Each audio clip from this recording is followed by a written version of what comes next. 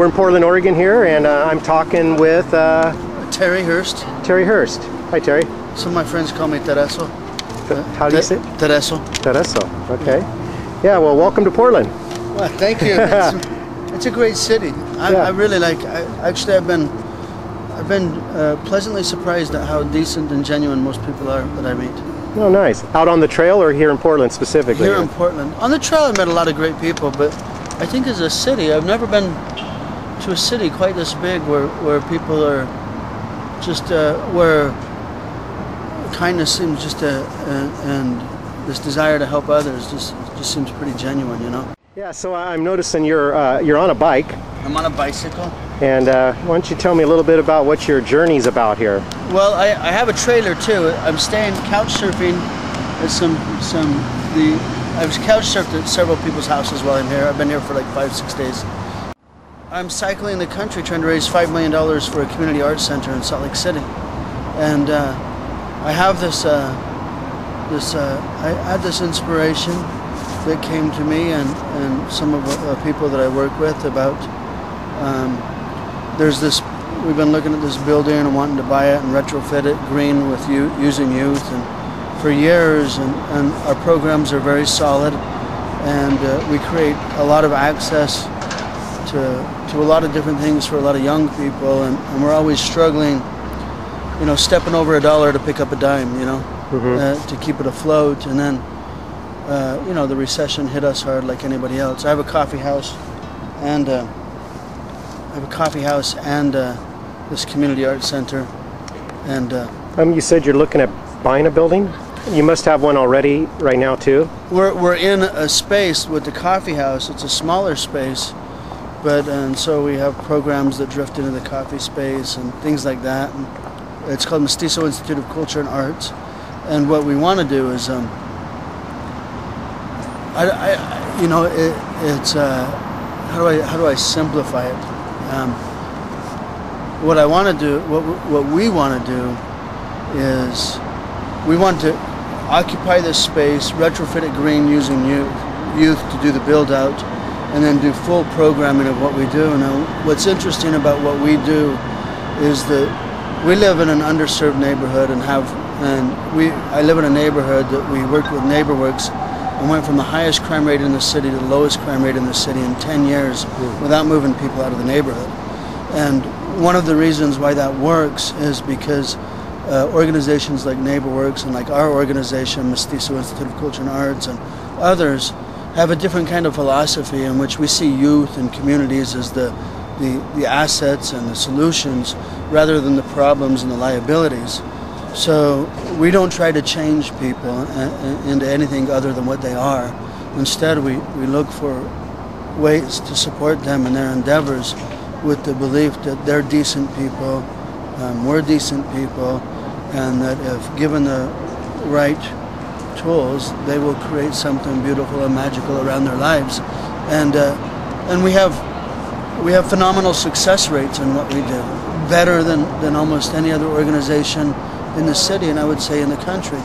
And then there's this other aspect where we're always waiting for universities to finish their studies, legislators to pass the law, for the millionaire to come and step in and rescue everybody. And you know, and those days, like especially in underserved communities, there's just too many tomorrows, and it comes at the price of providing real solutions for the community. The tomorrows never come, and that legislation never gets passed, and those studies are never complete. And you know, the people who hate community building, who hate diversity, who hate, you know, equality and the way we think of it, will never change their minds. You know, I kind of have become resolved to that, and I want to. So let's go out and speak with the people who do want to build a community where social justice is important, where tolerance is important, where equanimity is important. Let's go work with those people. Let's not always try to speak with the people who hate us. You know, and it's not that they're not welcome into the fold. It's just that takes a lot of time and effort and energy, and all that time can be spent working with young people and help creating access to college, help creating access to work opportunities, and other opportunities. So it's choosing to deal with that bitterness or choosing to deal with another solution. My solution, our solution, is to go ask 5 million people for $1. Okay. So we're doing an online pixel auction, and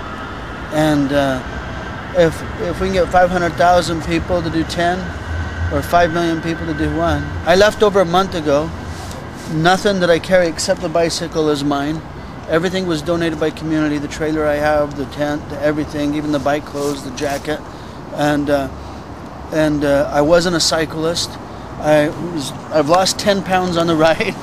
So like if you look at my pictures before and after, and I'm becoming a cyclist. Starting to appreciate it. Yeah, I love it. Actually, that's what I really love about Portland, and I've never really fully understood the bike culture. But Portland's a culture with bikes. Other places seem to have bike cultures. It's very. I really love it here. Yeah. And I don't feel like I have to be an expert bike racer to be part of it. You know. But one of the things is that, you know, I left without a dime in my pocket, so I've just been relying on the kindness of strangers and put all my faith into that, and that people are decent, community's good, and that, you know, what we can't do alone we can do together, you know, and so far I haven't. Actually, I'm eating better than before I left. Being treated good. I've been treated very well, and I think a lot of people appreciate it. And I was very fortunate. A couple of weeks ago, I got a hotel room, and I actually saw Obama speaking at the Bush Library, right? And he was talking about community service and action. I felt, wow, I'm really like on the same page with that right now, you know? I'm really like. And the idea is I'm just tired of waiting. I'm tired of complacency. I'm tired of lethargy, you know? I'm tired of excuses and all that other stuff. And I know other people around me are. And so I really feel like there's no time to even be hostile towards the people who don't. It's like, let's just build the world we want. Let's not wait for permission or ask or for somebody to put the right pen on the paper. Let's just build it. Start doing it ourselves. Start doing it ourselves. You know, why wait? You know, who are we waiting for? Yeah. Who's that Hopi prayer that Obama quoted? We are the ones that we've been waiting for. We are the ones we've been waiting for, Yeah. So what kind of really inspires you the most to go out and do this? Is it for the youth? Is it for just your country, everybody in general, or? It's I don't know. Excuse me.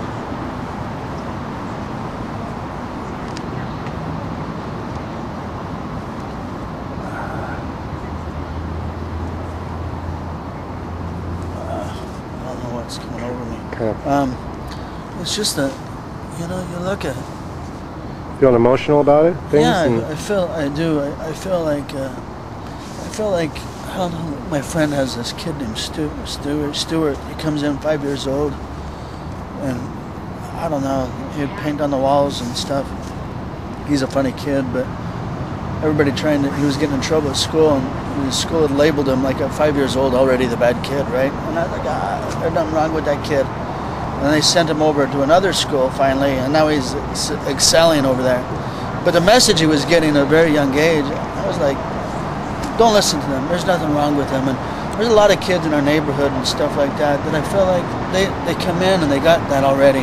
What's wrong with me? What's wrong with me? And I'm like, there's nothing wrong with you. You're perfectly fine. What's wrong with them?